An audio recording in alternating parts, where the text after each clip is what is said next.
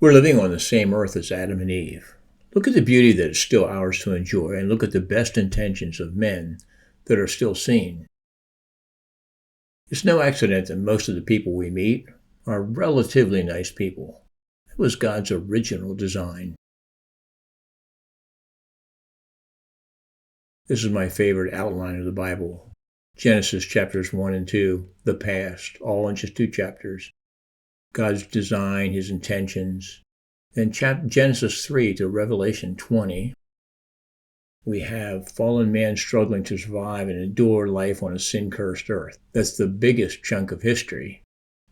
And then finally, the future, Revelation 21 and 22, redeemed man living on a redeemed earth. In Genesis, God plants a garden on the earth. In Revelation, he brings down the new earth with a garden at the center. In Eden, there was no sin or death. In the new earth, there is no more sin or death. In Genesis, the Redeemer is promised. In Revelation, the Redeemer returns. God's intentions, Isaiah 65:17, for behold, I create new heavens and a new earth, and the former things will not be remembered or come to mind. Isaiah 66:22, for just as the new heavens and the new earth, which I will make endures before me, declares the Lord, so your offspring and your name will endure. More on God's intentions, 2 Peter 3:13, but according to his promise, we are looking for new heavens and a new earth, in which righteousness dwells. Still more in God's intentions, Revelation 21:1, then I saw a new heaven and a new earth, for the first heaven and the first earth passed away. If God's plan were just to take us to the present heaven, that would be the intermediate state, or to a place of just spirit beings, there would be no need for a new heaven or a new earth.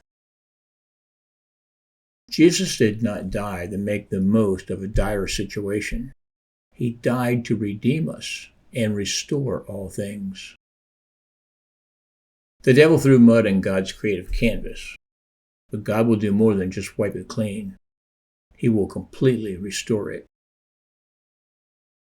Reconcile, redeem, restore, return, renew, regenerate, and resurrect all point to a restoration and not an alternative plan.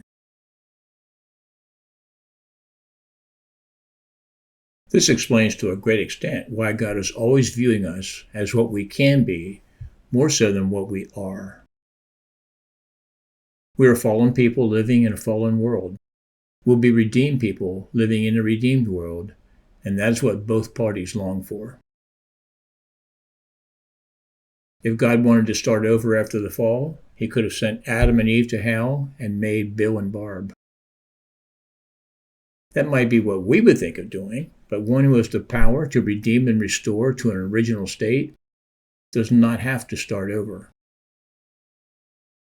Satan struck a blow at God's handiwork, but he did not destroy his work to a place beyond redemption.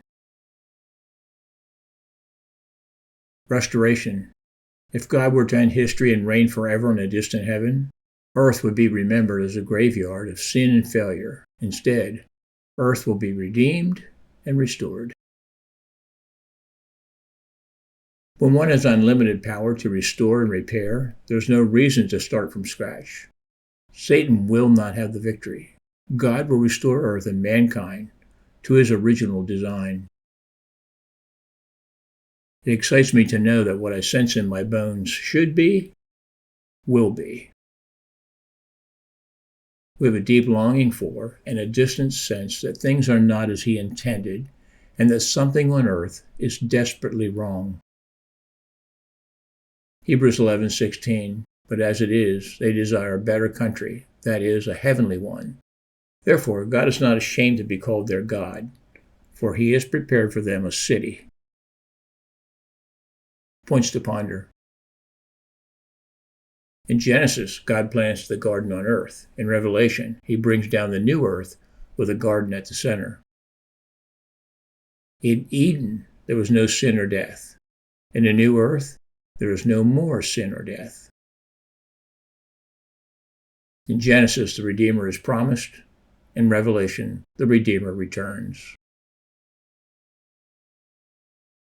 This class, and indeed the entire school, is dedicated to helping others see that God is bigger than we think and better than we know.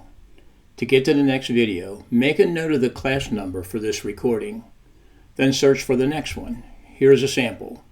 If this video is number L01.1, then the next one is L01.2. And remember to like and subscribe on YouTube and follow on Rumble.